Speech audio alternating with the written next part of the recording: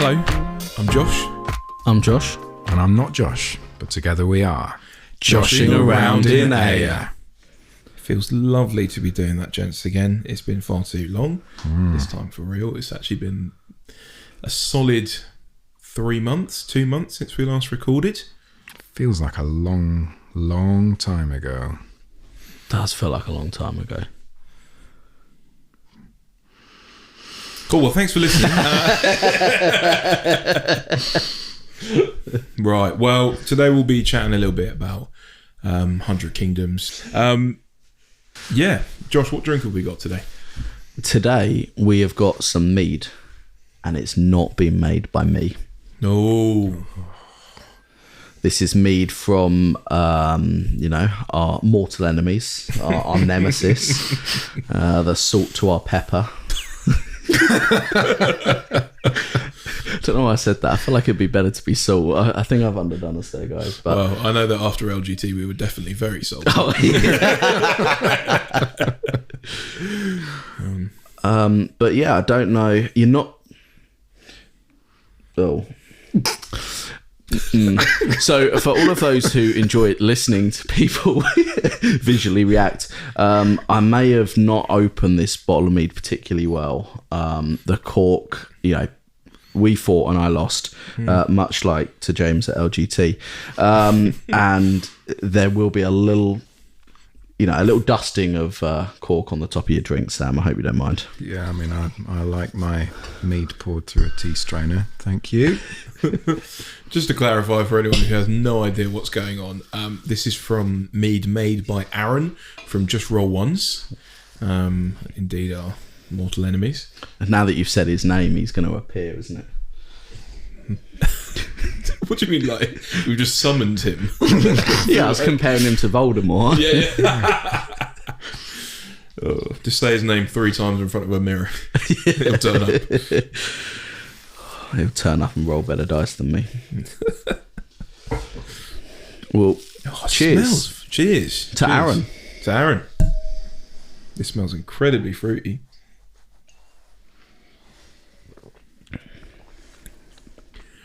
That is excellent. That's actually really nice. That's really, really good. It's like floral, isn't it? Yeah, it really is. Yep. I've managed to avoid the cork in my mouth. Oh, I've definitely got a little bit of corkage going on, but it's nice to have a textural change. That is amazing. Yeah, that is very nice. Well done, Aaron. Yeah. This is, I can taste honey. There's some fruitiness in it. A little bit of sourness, and yeah, lots of floral. Yeah. I don't know what word you'd associate with that. Floral scent. It almost tastes like a sours. That's the sort of vibe I'm getting. Yeah, it has got a tartness to it. Like, it is definitely tart. It's definitely acidic. This is where you realise, actually, that honey is slightly acidic, isn't it? I believe so. Scale. It's from what I've heard. Not that I know too much about it, but Really acidic. Yeah. What I do know, when you get really into mead and honey, is that you get lots of different honeys depending on what the bees eat. So from different, yes, areas, meadows, forests, all the rest. So is the floralness we're getting from this from the different plants that the bees were pollinating and taking nectar from? it'll be one or two things. Most likely it'll be the honey, but it could also be the type of yeast used, both of which contribute to the flavour. No one can see this, but I'm just currently watching Sam fish bits of cork out of his meat. That's quite a lot. Yeah, I poured yours first and you really got the rough end of it. Yep, there we go. Right, well, it is really nice though. It is good. In comparison to that store-bought mead that was a sort of... That was horrible. That was awful. Do you know, I went back to it. It had got a bitter edge to it, which made it odd. But I finished off the rest of that bottle and it was fine. But this is the much better introduction to mead. Yeah, really nice. Yeah, well done, Aaron. Right, well, speaking of Aaron, we've actually got a listener question, if you guys are up for it. It is indeed from our friend Aaron at Just Roll Ones. He says, "Hello, Josh, and Rob." Love that. I really enjoyed your last episode where Josh described how he lost to me. I would just like to remind you all that I am, in fact, very humble, maybe the most humble Conquest player. Yeah, thanks for bringing that up again. I had 2 questions for you. Firstly, what do you think are the best snacks to pack for a wargaming tournament? And secondly, if you had the power to design any faction for Conquest, either from the lore or your imagination, what would it be? Love you all, your second biggest fan. Ooh. Guys, I mean, the list is filling up. I mean, we've got 6th, 7th, 2nd, 8th. We've got 8th, yeah. We're getting there. We're filling up. Yeah. Discovering the top 9. Well, soon we'll have a top listener for each faction released in Conquest. Ooh. Oh, spoiler! No, not everyone spoiler knows. at all. Everyone yeah. heard the happy hour. Yeah, snacks for a tournament. We wrote about this in our book, actually, available from all good bookshops. Nice. And in there, I think what we talked about was that nuts are good because you get the burst of energy and that it lasts for a long time. The thing that I pack is licorice all sorts, because there are it's a nice instant burst of energy that I just need. Like if I'm snacking, I need something which is going to give me a boost in that moment, and I need something that I can actually have more than one of, because if I have like a boiled sweet or something like that, I then feel like I've had enough sweets for the day, thank you very much. Whereas licorice all sorts, I could just eat them all day and not notice. Sure. So yeah, that's my thing. Personally, I'm a classical man. Just a can of Monster, maybe a Red Bull. Yes, yeah, actually, that's great. You are a bit, I do not know how you're still alive. Yeah, I realised the other day I've been drinking Monster more than half my life. I'm not sure if that made me feel old or just that I've drunk way too many cans of energy drinks. Yeah. And then, I hear chess players, isn't it something like they burn like 5,000 calories from just their brain working so hard? So, I just, obviously, like any, highly trained athlete, I like to carb load the night before, go for, bolognese, extra garlic bread, morning, big old fry up, a whole stick of butter just on the side. And, Deep fried, yeah, of course. What other way? And then, when it comes to the event itself, I'm just pouring glucose down my throat, and that's pretty much what gets me through. Can I just point out like how with a pipette, just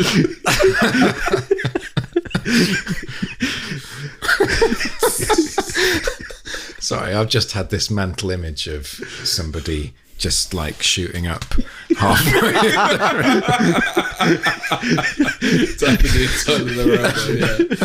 Yeah, like my opponent says to me, "Look, it's your turn to roll," and I'm still tying off. Yeah, you've got like. Just give me 2 seconds. I've got the tourniquet in my teeth. I think after that first answer, there's going to be someone out there really ready to see, what else they can learn. It's just taking a real vicious turn. It is utterly miserable to be hungry in the middle of a tournament, though. Yeah. So, yeah, snacks is a really important thing to be thinking about if you're packing a bag for a tournament. Oh, it is super. And I've had so many tournaments where like my game is overrun and like, I'm a try hard at, I try and hide it, but I'm going to play till I've got to round 10 and got every point I can. Even that means I'm finishing 1 minute before the next game starts. Yeah. So honestly, I've had so many tournaments where it's just one game and then I finish it and it's straight into the next. And having a snack to eat, if you don't have enough time to run and grab some food, it's vital. Yeah, I had actually had a game. That game I did lose to Aaron actually, and so thanks for reminding me again. And I did at one point I felt quite sad because I wasn't doing too well in the game, and I was just a bit low on energy. You know, it's the first game of the second day. I thought, I was still maybe waking up a bit. Who knows?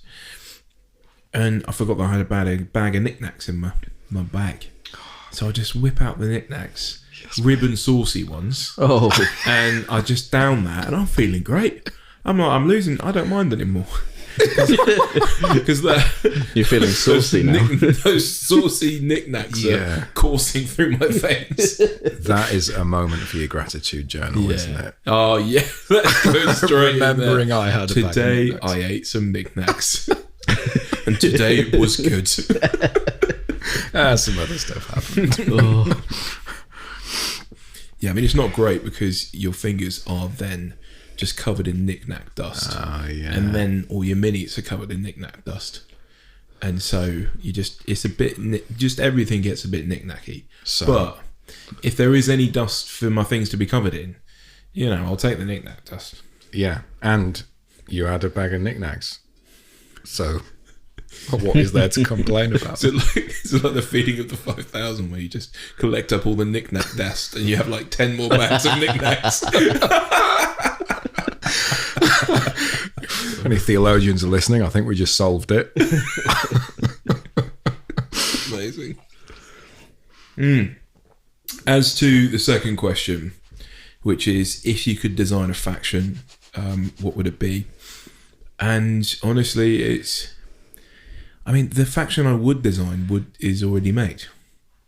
In the sense of I'm just a very basic man with a stick sort of guy. And I just like the fact that the 100 Kingdoms is a thing.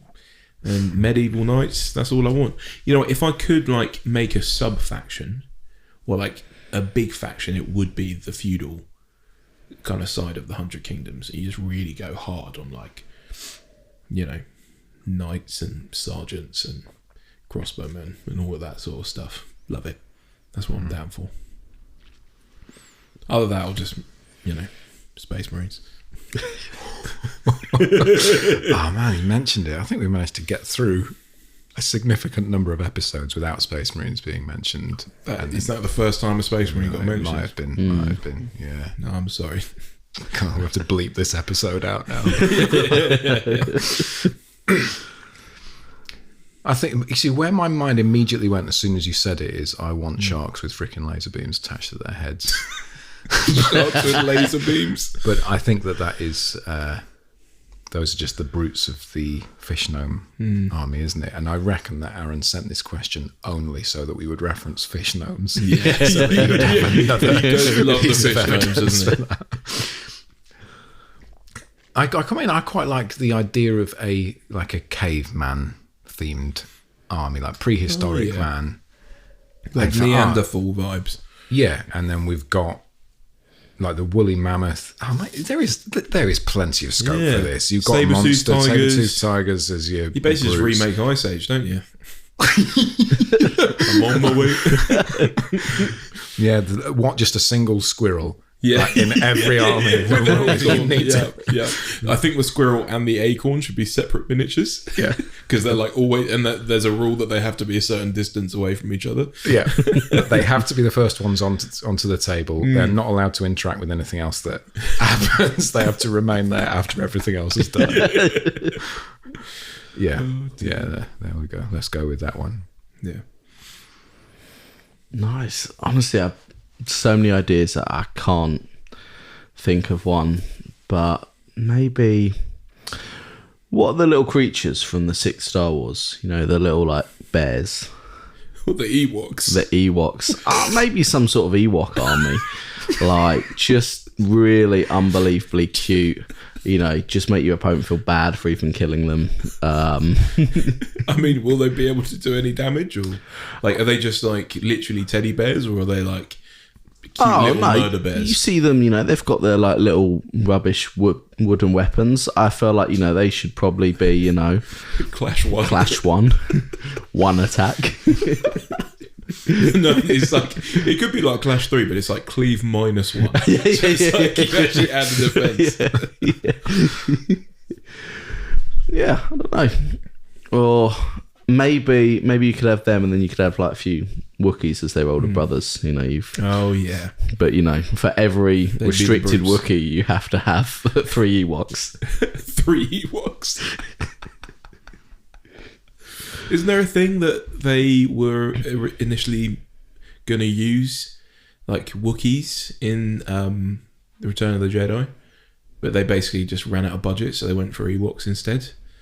Really? Which is kind of horrific when you think about it, because it's just like, have you just paid less to have like children and short people in your film? Well, yeah, than, like adult actors? it was Warwick Davis, wasn't it? Yeah, of course. That guy getting work again. I think this is a lot of movie lore is dictated by like how much budget is left. Yeah. Yeah, but yeah, having said that, is I think more about that army wouldn't be particularly fun to paint. It'd basically just be buying like 3 lot of pots brown. of Gore Gruntle fur. Other brands are available. Oh man. Oh. So should we move on to something more serious? Yeah, let's do it. Right, cool. So thank you, Aaron, for that lovely question. And thank you for your mead. It's great. Thank you. I thought it'd be great in the light of the new update for the 100 Kingdoms to chat about some of the 100 Kingdoms changes and just kind of general thoughts. Obviously, we're not going to go through each individual special rule and explain to you what happens, because that's not what we're about. But it would be nice to kind of chat on some sort of, on like a high level, just to sort of chat about what we're excited to, what I'm excited to see. And we'll just kind of go through a couple of things. I think, I mean, I'm happy to chat about my first impressions, but just as non-100k players, what are your guys' feelings looking at the changes just at a kind of base level? How do they look? It reminds me a little bit of, I can't remember when it was, but do you remember when everyone was just only running knights? Yeah. And then they changed knights, and what everyone said is kind of like, it's good for 100k players because it was so in one direction. They've kind of removed that option to make people and giving people other options. And it feels like that again. It feels like any list you were playing before don't really work as much anymore, but they've got exciting new things for you to try. And so it feels like it's kind of getting people to start afresh, which seems cool. It's always nice to have something fresh, stop things getting stale. So, I am not excited to face more of those Hunter cadre. Yes. I'm Hunter thinking cadre, of baby. just buying all of them up so 100k players can't buy them. Just buying them all and burning them. The big thing that stood out to me with this is it feels like a really nice embracing of the narrative in the lore. So actually, the dynastic alliances piece now sort of feels like it's having a real impact. It's not just, you can have 2. Yeah. It's actually, you think quite carefully about which 2 you're going to be combining and how they can work together, and the fact that the theist and orders can't, you're not allowed to combine those because that's just not what they would do. So I think that is a big thing, which it'll be interesting to see who is able to come up with a unique way of combining things with some upgrade, which makes something extremely strong in certain situations. And then the other thing that I'm really excited about is seeing an Archangel on the table. It looks like that we measured it up against one of my monsters the other day. It was tall. like twice as tall. So It's gonna be massive. It's going to be wicked. Horrific to transport, but by the way. Yeah, good luck getting that on the underground. Yeah. I mean, it could be worse. It could be a quartal. I'm super pumped. I like what you said, Josh, about the change between, what was it, 1.5 at the time to then 2.0, where they kind of nerfed the household knight situation. I think what I like about this one is we've the Ashen Dawn, which was basically the way you ran 100 Kingdoms. It's basically Ashen Dawn and other stuff, which is kind of how you ran it pre this update, and it was getting a little stale, it kind of felt like. I think what this has done is, yeah, sure, we've got all those nerfs to Ashen Dawn, there's been a few changes, but what it now feels like is I've got a bunch of new toys to play with, which is really what a rework should be. And so I think it's not lost the flavour of it being 100 Kingdoms, it's just basically added depth, which is really nice. So we've had all the width of 100 Kingdoms so far with loads of different regiments. I mean, we probably have the most amount of regiments of characters and officers of, or at least, you know, similar, probably high up there compared to other factions. And now it feels like we can go a bit deeper with those and do different things with them. And this is great. It's really good. Like, I think there are a few things that are cropping up just from looking at the Discord. I've still yet to play a game with them, but I think it will be really fun to sort of like try some things out. Initially, it seems like just looking at the Discord that there's like essentially there will be certain combos between the different sub-factions. So the sub-factions are the feudal, which is like all the noble lords. So the household guard, household knights, that kind of stuff, longbowmen. And then there will be the imperial stuff. So the imperial officer, the chapter mage, she's imperial as well. And all the kind of crossbowmen, gilded legion, steel legion, all that kind of jazz. Hunter cadre as well.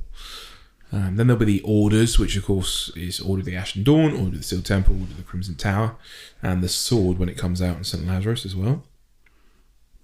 And then there's the last one, which is probably the most interesting one, I think, which is the Theist one, which has really been renovated a lot. And so before, the Theist priest, he was kind of just there, and you could bring him in with militia, and it was like, yeah, okay. But now they've released Sicarii. They look really interesting. There's now a bunch of stuff that the Theist priest does, so you kind of want to have that Theist tag to be able to get all of these buffs. So there's like something called Divine Purpose, which basically, if you have this rule, Divine Purpose, it can be activated by a Theist priest doing a spell on your regiment. So the regiment with Divine Purpose that has a spell done on it, you can either add 2 to your march or 2 to your charge, 2 inches. And so it just allows for a little bit of clutch movement, which is quite helpful. And you think, oh, okay, it's just a spell that goes off. Like, you know, if you do a spell, it's kind of slow on the tempo, right? Like, you've got to do the spell, then activate the regiment, but you also got to make sure that it's got Divine Purpose by putting it in the army list and making sure it's got all of that. Whereas now, it's like, look, okay, so you've still got to give it Divine Purpose and give stuff Divine Purpose in your army. But for one turn, with the Theist Priest Supremacy, you can do a free spell that now affects all Theist units in your army. So you can put Blessed on everything. But you've also now activated Divine Sanction, which means you can then do a charge with 2 extra inches. Or you can move up a little bit further and get on that objective you wanted to get onto. And so it's like, that one turn thing has always been there, but now it's like you do that free spell at the end of the supremacy phase rather than like during the game where you'd have to like lose a bit of tempo. Now you actually just chuck it at the beginning of the supremacy phase, and it's a free additional spell. So Theist priest can then actually activate and do another spell that will affect all the same regiments. So that could even be your first card, right? And then you entourage into some Crusaders or something, and you're having a great time. So there's like already a couple like little combos that are like exciting and just seem a little bit more viable now that work. And so the Imperial stuff, that's all pretty similar to what it was before, but there's now an extra thing where you can essentially do a free reform, and you gain the Opportunists. If you've got the Imperial and Veterans tag, you can do that once a game. So that's an activated supremacy phase. Yeah, that would be mad if it was just one all the time. So you can do a little thing where you've got all your shooting regiments and they just do a little reform and shoot to the side or something, or you can get, you know, a kind of clutch side charge. And so actually what I've seen from the Discord, and from a few discussions I've had with people, is that the Imperial and Theist warbands together might be quite good, because you're still getting that Vanguard from the Imperial officer. You're still moving up Hunter Cadre 18 inches or something, or 17 inches I think it is now. Actually, it still might be 18 now with the banner, but because that's auto included. But anyway, I digress. You know, immediately scoring an objective. And it's just like, it feels like I've still got my toys from previous generations, but now it's like, I can just do a little bit more with them. The synergies work a bit better. And yeah. Yeah, it feels like, obviously, 100 Kingdoms was part of the original starter set. And so there was a lot of stuff in there that was sort of, we need some people who can shoot, and so we've got some crossbowmen. We need some people who've got some swords, and so we've got men-at-arms. Yeah, it's like sort of black and white line drawings. Yeah. And then someone's gone back in and has filled in all of this colour. And it's like, I see now, that's what we talked about in the stories, and now that's really sort of coming to life. There's a lot more sort of interesting things. It feels like 100 Kingdoms has gone, like you say, like a lot deeper, a lot richer in sort of how it's presenting on the table. So it'll be exciting to see it. Yeah, I think it's really cool, and I think it's a good one to do with 100 Kingdoms, because, as you said, one of the first ones out, so people have got lots of models of it and lots of. I must say, the only thing I can think about is it probably must be quite daunting if someone wanted to start collecting 100 Kingdoms now, because there's so many different options to go in, and each different army uses very different models. Like we were laughing, you must have got 4,000 or 5,000 100 Kingdoms. Oh yeah, and now you've created all these new lists, and you're like, I need to buy more. Yeah, literally, yeah.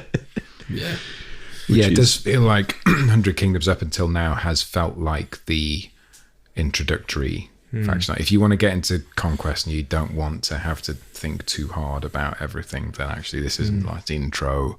You just build your deck and you just do what feels quite intuitive. Yeah. And this suddenly opens up lots of opportunities for thinking a lot more deeply about stuff and being creative. I think what will be a bit of perhaps a barrier to entry for new people is the amount of like weird buffs and things you now give out. So I mean, one of the examples is that a Theist character, if you take him as one of your warlords, he gives out, any Theist characters give out an aura around them of, I think it's 12 inches or 8 inches, somewhere around there, I can't remember, of Indomitable 1. And so you think, that could be easily forgotten, but if you remember your rules, you're doing better. And so I think, and there's this thing with the Archangel where if you take the shield thing, you're basically taking it for +1 defense, and that seems to be what everyone is saying is best. But there's a little thing where if you do a charge and there's any infantry regiments around you where you do your charge, they gain regen X, where X is the number of hits you've done halved. So it's like there's a lot of like bookkeeping to get to that point. Then you've also got to remember, but the Archangel also gives out Divine Purpose, which is the +2 inches to your charge. But you're like, oh wait, have I got the Theist Priest to do a spell on it yet, or am I waiting for something? And you're just like, okay. So there is like, there's, you don't have to do it all, but like, there's some combos that like you'll just have to learn, and I think, and remind yourself that these are the buffs. So you're not only learning your regiment's like kind of clash statistic and defense statistic. You've now got to think, I've actually technically -1 or +1 to this because of this thing, and so there's a lot to remember. But I don't think that's a bad thing. I don't think that's a bad thing at all. I think that's cool. And I think if you want to, you can still run a list with a bunch of household knights. And it can be fairly simple. And it could probably do all right in a tournament. Like, do you know what I mean? Like, you can run orders and household knights. And basically, all you're doing is giving out a few little buffs to different things. You get flurry on your command stands and stuff like that. And so, like, you can go a simpler route if you want to, and it still works. And so they've actually introduced this character called the Order. Well, he was already an officer. It's the the Errant of the Order of the Shield. Yeah, which is a really cool and long-winded name. But he basically looks like Aragorn in the first film, where he was a ranger in the pub. And so he's a really cool model. Actually, I've just primed him, so he'll be one of my next paint projects. But he basically, you can now bring on Ashen Dawn for like super cheap, because you bring Militia Bowman and Ashen Dawn.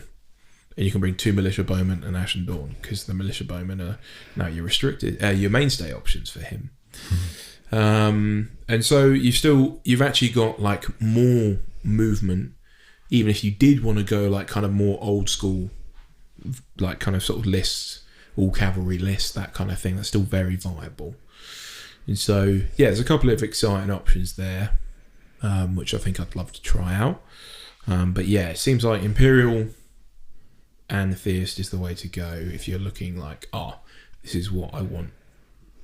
The most efficiency I'll get out of this faction is this way.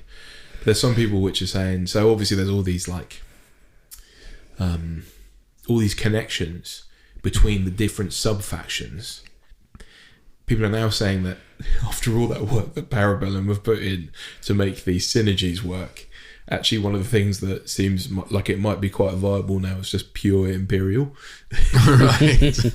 Which could be quite funny. So, because you just think, you're just getting Vanguard on everything. And now the Vanguard's rules changed. But for 100 Kingdoms, it hasn't changed that much, because it's now Vanguard 5 rather than Vanguard, where it's just the movement of your infantry, which was probably 5 anyway. Yeah, so for 100 Kingdoms, it's effectively not changed, whereas for other factions they're losing something on it. Exactly, because I think a lot of Nord stuff is now Vanguard 3 or Vanguard 4. Yeah, there's quite a few 4, but all of their movement was 6, so for them it's quite a big loss. Yeah. But yeah, so a couple of little combos, quite exciting. I think one of the coolest ones is the feudal one. So taking a noble lord supremacy, they have gotten rid of the mounted noble lords one. Which basically allowed you to add 1 impact for household knights and reroll 6s on charges, which was nice. And that was, I think, perhaps a relic from 1.5 that they kept over into 2.0. And then kind of people perhaps were using it, I don't know, not as a crutch, but people were definitely taking it quite often. They've gotten rid of it now, and they've actually made the foot noble lord supremacy the main one for the feudal thing, which basically means you reroll 6s on your clashes and your defense rolls. I think it works for impacts as well, or maybe it doesn't, don't quote me on that, but that was like an 8-inch aura around the noble lord himself, which was the kind of like him and maybe one other regiment if you could do it, and it was only on infantry, whereas now it's for everything, and it's any feudal character gives out that aura. So you can have a mounted noble lord and a foot noble lord, and they both do the same thing, which is great. So if you've got those in infantry blocks, then you've got some cavalry, then basically all of your infantry. Yeah, you're all getting that nice little reroll 6, which isn't amazing, but it is something, and it's nice to have. But the really cool thing is that feudal characters, if you select a feudal character as your dynastic ally or your warlord, it doesn't matter which one you pick, but essentially it's the same thing. You'd have 2 warlords. If you pick your noble lord mounted or foot as a warlord, he will absorb the sub-faction from the other sorry, what am I trying to say? The other the other warlord. So you could have an Imperial officer and a mounted noble lord as your 2 warlords. And basically, I think the way it works is that everything that has the feudal tag then gains the Imperial tag. You can have it with a Theist priest. So the feudal, anything that's feudal will also gain the Theist priest's keyword. Yeah, so when you cast that spell, it gives blessed to absolutely everything, including. So you now have blessed longbowmen and mounted squires and household knights. Josh is vigorously shaking his head right now. Yeah, it'll be fun. Although I don't know, it's blessed. I think the blessed thing only gives it out to infantry, so maybe I need to double check that. What a shame. What a shame. Oh, heavenly blessing. Oh, the regiment the character is currently attached to gains the blessed special rule. Nice. Oh yeah. So yeah, that's another one. That's actually initially where I went, was feudal and theist, because I thought, wouldn't that be cool to? It would be feudal and something else, surely, because because your want all the feudal extra stuff just benefits. absorbs whatever the other warband does. That feels like a good place to start. If you're doing your first list building, Yeah, you just need to think a little bit less because you just everything has everything. Yeah.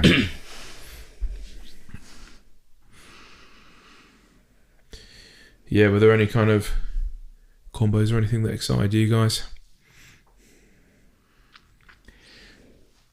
I think you've covered you may most not of have them. even. I think I've probably covered them all. Yeah.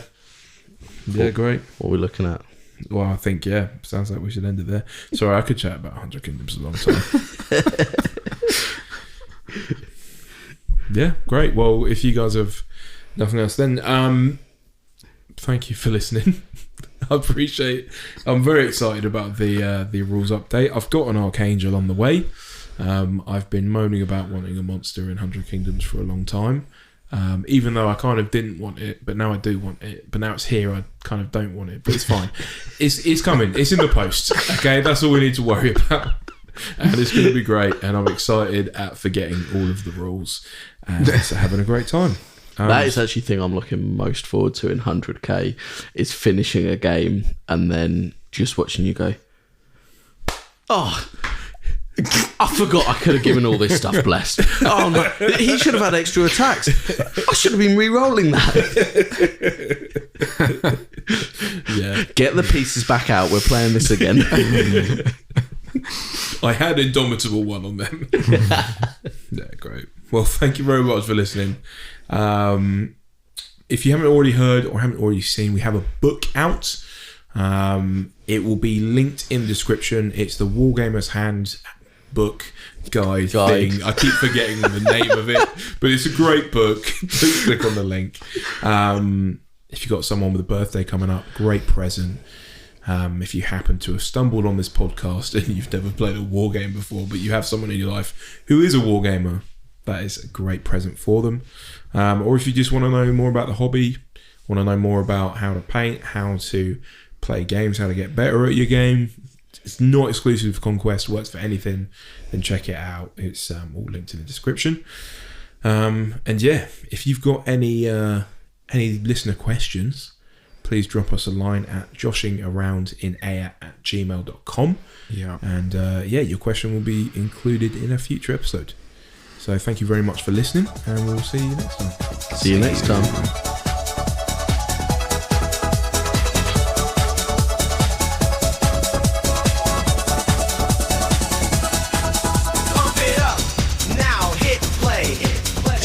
Around in Eve all day with Josh and not Josh in the sound fray.